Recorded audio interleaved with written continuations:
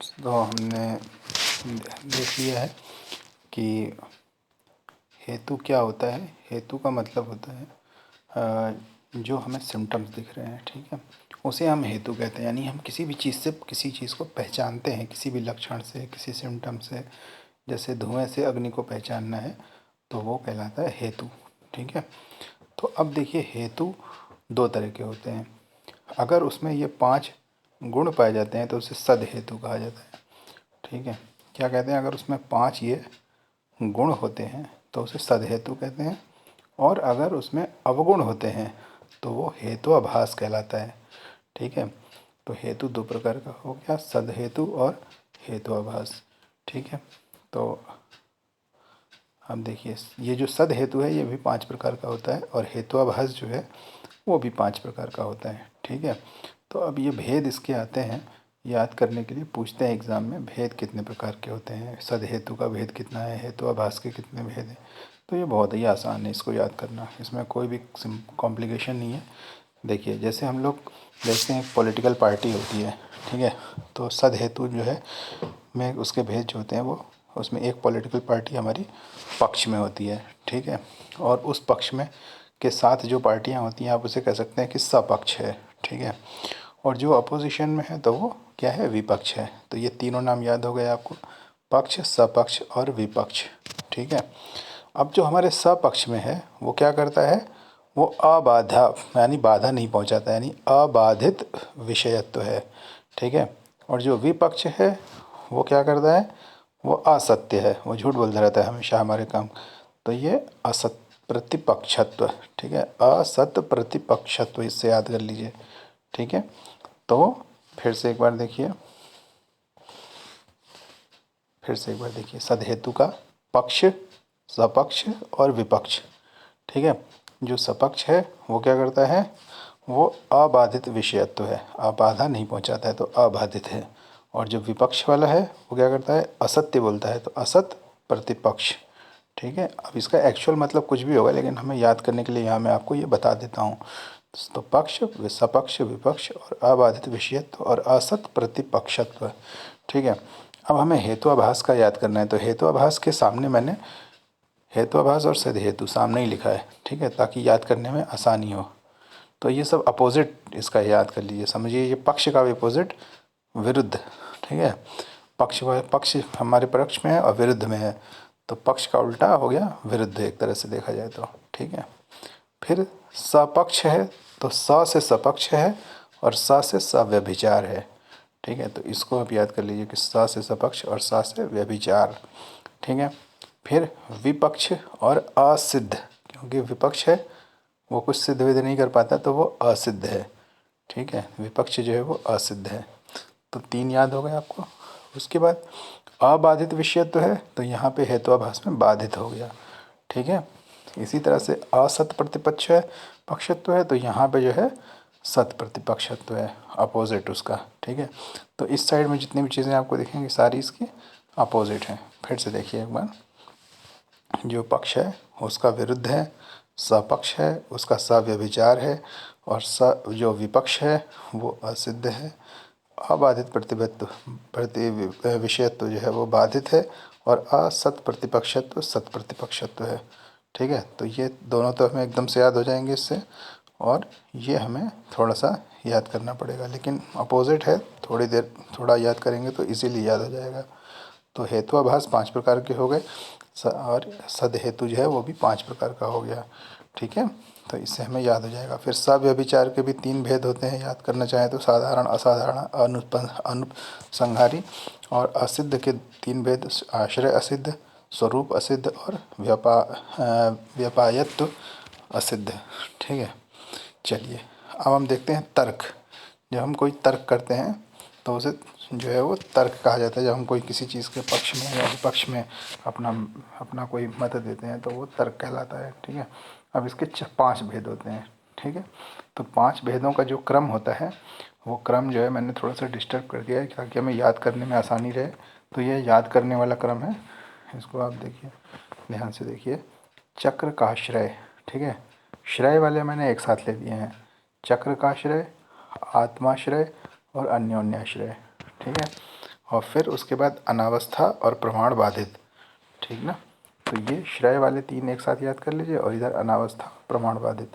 लेकिन अभी इसको याद करने के लिए मैंने एक कोड बनाया है। कोड में से मतलब एक कहानी के फॉर्म में है, ये बहुत ही आसान है कहानी के फॉर्म में।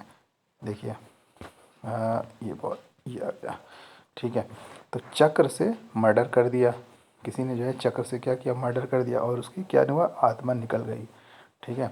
और किसी अन्य को अनावश्यक सज़ा मिल गई, ठीक। तो मर्डर किसी और ने किया था चक्र से, उसकी आत्मा निकल गई और किसी अन्य को अनावश्यक सज़ा मिल गई और कोर्ट में प्रमाण भी बाधित कर दिए गए, ठीक है। तो कोर्ट में प्रमाण बाधित हो गए। तो पांचों याद हो जाएगा, कुछ चक्र का आश्रय, आत्माश्रय, अन्योन्याश्रय, अनावस्था और प्रमाण बाधित। तो इसको याद करने के लिए बहुत अच्छा कोड है, ये लाइन आपको याद रहेगी। कहानी की तरह से आप इसको तर्क के 5 भेद याद हो जाएंगे, ठीक है। अब देखिए आप्तोपदेश। आप्तोपदेश का पर्याय होता है आप्तवचन, आप्तश्रुति, शब्द और आगम, ठीक है। तो इसे भी याद करना, पर्याय को याद करना बहुत आसान है। आप्तोपदेश यानी आप्तोपदेश हो सकता है, आप्तवचन हो सकता है, आप्तश्रुति हो सकता है, ठीक है। तो आप्त से ही 3 वर्ड हो गए, आप्तोपदेश, आप्तवचन और आप्तश्रुति, ठीक है। यानी उपदेश कोई देगा तो वचन यानी बोलेगा, जब कोई अपने मुंह से बोलेगा तो दूसरा उसको सुनेगा, तो वचन और श्रुति, ठीक है। उपदेश को वचन और श्रुति ऐसे करके आप याद कर सकते हैं, ठीक है। और शब्द आगम तो हम शुरू से ही पढ़ते आ रहे हैं, ये तो हमें याद ही है कि शब्द और आगम इसका भेद होता है, इसका पर्याय होता ही है, ठीक है। अब हम देखते हैं भेद। उपदेश के 2 भेद होते हैं, एक लौकिक भेद और एक अलौकिक, ठीक है। 2 प्रकार के हो गए, यानी कि जो हमें दिख रहा है आप्तोपदेश कहीं लिखा हुआ है वो लौकिक हो गए, और जो सुने हुए हैं यानी कोई ऋषि मुनि ने या अपने आचार्यों ने कुछ बात बताई तो वो अलौकिक, ठीक है। इस अलौकिक को जो है आप्तोपदेश को ऐतिह्य भी कहा है, किसने, चक्रपाणी ने, ठीक है। तो ये याद रखिए, लौकिक, अलौकिक और ऐतिह्य, चक्रपाणी। अब ये ऐतिह्य के 3 भेद होते हैं, 3 तरह का होता है, परंपरागत ज्ञान, स्मृति पुराण आदि का ज्ञान और लौकिक आप्तोपदेश, ठीक है। तो ये याद रखने वाली बात है, इसको आप याद रख सकते हैं, बहुत इजीली याद हो जाएगा। इसके बाद देखिए शब्द की जो है वो, शब्द जो है वो 4 प्रकार के होते हैं, ठीक है। ये बहुत इंपॉर्टेंट क्वेश्चन है और ये बहुत बार पूछा जाता है, कई सारे MCQs पूछे जाते हैं, शब्द कितने होते हैं, 4 होते हैं, ठीक है। तो आप याद रखिए कि शब्द जो है वो हमेशा 4 होते हैं। शब्द क्या मतलब, इंग्लिश में बोलते हैं हम वर्ड, क्या बोलते हैं शब्द को, वर्ड। इसमें कितने अल्फ़ाबेट हैं, 4। तो हमें याद रखने में आसानी है, शब्द जो है वो 4 प्रकार के होते हैं। कितने प्रकार के होते हैं, 4 प्रकार के। कौन कौन से होते हैं, दृष्टार्थ, अदृष्टार्थ, ठीक है, सत्य और अनृत्य, ठीक। तो दृष्टार्थ यानी जो हमने देखा, दृष्टार्थ, अदृष्टार्थ जो नहीं देख पाए, यानी आइस से याद कर लीजिए दृष्टार्थ, ठीक है। और कान से याद कर लीजिए सत्य, यानी सुनेंगे आप, झूठ सुनेंगे या सत्य सुनेंगे, तो सत्य और अनृत्य। तो ये 4 प्रकार के शब्द हो गए, इसे याद करने का बहुत इंपॉर्टेंट क्वेश्चन है, इसको याद कर लीजिए अच्छे से। उसके बाद पद, पद 3 प्रकार के होते हैं, रूढ़, यौगिक और योग रूढ़, ठीक है। रूढ़, यौगिक और योग रूढ़, तो ये 3 सिंपल है, रूढ़ पद, यौगिक पद और योग रूढ़ पद, ठीक है। अब देखिए वाक्य के अर्थ का ज्ञान क्या कहलाता है, शाब्द ज्ञान या शाब्द बोध कहलाता है।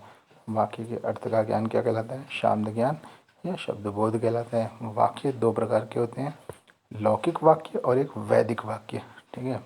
लौकिक वाक्य जैसे हम लोग लिख देते हैं वो लौकिक वाक्य है, वैदिक वाक्य यानी कि जो वेद में लिखा गया है वो दिखाई दे रहा है लेकिन वो कहना क्या चाह रहा है, उसका अर्थ क्या है, वो अलग बात है, ठीक है। तो वो हमें समझ में आएगा कि उसको अलग अलग व्याख्या करते हैं लोग अपने हिसाब से, तो वो वैदिक वाक्य है, ठीक है, लौकिक वाक्य। फिर वाक्य के हेतु, वाक्य के हेतु 3 है, आकांक्षा, योग्यता और सनिधि, ठीक है। तो ये बहुत सिंपल वर्ड्स हैं, यहाँ आराम से आपको याद हो जाएंगे, आकांक्षा, योग्यता और सनिधि, ठीक है। आपके क्लास में कोई 3 लड़कियाँ होंगी, उनके नाम से याद कर लीजिए, हो सकता है आकांक्षा भी हो आपकी क्लास में, निधि भी हो तो, और योग्यता भी होगी, कोई नहीं होगी तो किसी का नाम रख दीजिए तो याद हो जाएगा आपको, ठीक है। शब्द या वाक्य की वृत्तियाँ, शब्द की वृत्तियाँ, ये भी बहुत इंपॉर्टेंट क्वेश्चन है। शब्द जो है वो हमने देखा था कि शब्द 4 प्रकार के होते हैं, अदृष्ट, दृष्ट, अदृष्टार्थ, अदृष्टार्थ, सत्य और अनृत्य, और शब्द की वृत्तियाँ भी वो 4 प्रकार की होती हैं, ठीक है। तो ये दोनों याद कर लीजिए। शब्द से संबंधित कोई भी क्वेश्चन आएगा उसका आंसर है 4। ठीक है, तो अब वृत्तियाँ कौन सी हैं? अभिधा, व्यंजना, लक्षणा, तात्पर्यरेखा। ठीक है, शब्द के भेद 4 होते हैं, दृष्टार्थ, अदृष्टार्थ, शब्द सत्य और अनृत्य। तो ये कंफ्यूज कर देते हैं कई बार भेद और वृत्ति में। तो भेद वृत्ति मिला करके दे देते हैं, कौन सा भेद है कौन सा वृत्ति है, थोड़ा सा याद रखने वाली बात है। अब इसको याद कैसे करेंगे? अभिधा, व्यंजना, लक्षणा, तात्पर्यरेखा। अभिव्यंजन ला, ठीक है, ये कोड है। अभिव्यंजन ला, लक्ष्य तात्पर्य खा। ठीक है, तो इससे एकदम याद हो जाएगा आपको। अभि से अभिधा, व्यंजन ला, व्यंजना, लक्ष्य से लक्षणा, तात्पर्य खा यानी तात्पर्य खा। ठीक है, तो ये कोड आप याद कर लीजिए, इससे शब्द की वृत्तियाँ याद हो जाएंगी। उसके बाद शक्ति या संकेत, ये क्या होता है? पद के अर्थ को प्रकाशित करने की शक्ति को शक्ति कहते हैं या संकेत कहते हैं। और शक्ति ग्रह क्या होता है? शक्ति या संकेत का उपाय, जो उसका उपाय है वो कितने होते हैं? 8। इनको कहते हैं शक्ति ग्रह या संकेत ग्रह। ठीक है, ये देखिए, ये होते हैं 8 प्रकार के। कौन कौन से होते हैं? व्याकरण, उपमान, कोश, आप्तवाक्य, व्यवहार, वाक्यशेष, विवृत्त और सानिध्य। तो इसको याद कर सकते हैं कोड बना करके। बहुत सिंपल कोड है। व्यू को आ, व्यवाई सा। ठीक है, व्यू को आ, व्यवाई सा, बहुत सिंपल है। व्यू को आ, व्यवाई सा। फिर से देखिए, ये कोड है। व्यू को आ, व्यवाई सा। ठीक है, व्यू यानी व्याकरण, उपमान उ। ठीक है, कोश और आप्त। ठीक, तो बहुत सिंपल है, इसको भी और दूसरे तरीके से भी याद कर सकते हैं कि कोई व्याकरण पढ़ता है तो उसमें उपमा आती है। क्या आती है व्याकरण में? उपमा आती है। ठीक है, व्याकरण में उपमा आती है। और कोश यानी डिक्शनरी, डिक्शनरी में वाक्य होते हैं, शब्द होते हैं। तो वाक्य में आप्तवाक्य, कोश से आप्त वाक्य। फिर व्यवहार और वाक्य शेष। ठीक है, यहाँ भी वाक्य है, यहाँ भी वाक्य है, तो दोनों ऐसे याद कर लीजिए, वाक्य, वाक्य शेष। व्यवहार, कोश, व्यवहार, और विवृत्त और सानिध्य। ठीक है, तो इसको याद करने के लिए हमने कोड भी बनाया हुआ है। व्यू को आ, व्यवाई सा। ठीक है, ये क्या चीज़ है? शक्ति ग्रह। शक्ति ग्रह कितने होते हैं? 8। कौन कौन से? व्याकरण, उपमान, कोश, आप्तवाक्य, व्यवहार, वाक्यशेष, विवृत्त और सानिध्य। ठीक है, तो इस तरीके से आपको शक्ति ग्रह के 8 नाम याद रहेंगे। ठीक है, अब देखिए, अनेकार्थक शब्द से एक ही अर्थ की प्रतीति के कारण कितने होते हैं? 14। ठीक है, तो ये आप याद रखिए, प्रतीति के कारण 14। अनेकार्थ शब्द से किसी एक ही अर्थ में, एक छूट गया है, एक ही अर्थ में प्रतीति के कारण 14। ठीक है, तो ये क्वेश्चन पूछ लेते हैं कि अनेकार्थ शब्द से किसी एक ही प्रतीति के कारण कितने हैं? 14 हैं। इसमें बहुत सारे हैं, आपको याद करना हो तो याद कर सकते हैं, बट क्वेश्चन बहुत ज़्यादा इंपॉर्टेंट नहीं है, बस कि नंबर याद कर लीजिए कि 14 होते हैं।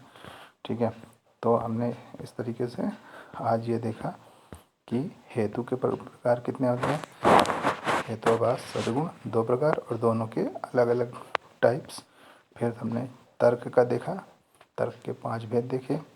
आप्त देखा, ऐतिह्य देखा, शब्द देखा, पद देखा, शब्द की वृत्तियाँ देखी। ठीक है, शक्ति ग्रह देखा। तो इस प्रकार से हमने कुछ इम्पोर्टेंट पॉइंट्स आज पदार्थ विज्ञान के ये कवर कर लिए हैं। तो दोस्तों, मिलते हैं नेक्स्ट वीडियो में। उम्मीद है आपको ये वीडियो अच्छा लगा होगा। तो अगर आपको ये वीडियो अच्छा लगा है तो इसे लाइक करिए, सब्सक्राइब करिए, मेरे चैनल को और सब्सक्राइब करिए ताकि आयुर्वेद के बच्चों का थोड़ा भला हो। और आप लोगों को अगर ये वीडियो अच्छी लगी है तो नेक्स्ट वीडियो में अब मैं पदार्थ विज्ञान की दूसरे बहुत इम्पोर्टेंट टॉपिक पे बनाने वाला हूँ, तो वो जल्दी ही आपको मिल जाएगी। तब तक आप इसको याद करिए, इसके नोट्स बना लीजिए, दोबारा से इसको रिवाइज़ कर लीजिए, इसको दोबारा से रिवाइंड करके आप देख सकते हैं और इसको अच्छे से नोट्स बना करके लिख लीजिए ताकि आपको जब भी रिवीजन में याद करने में बिल्कुल आसानी होगी। ठीक है, तो चलिए दोस्तों, मिलते हैं फिर नेक्स्ट वीडियो में। Thank you very much.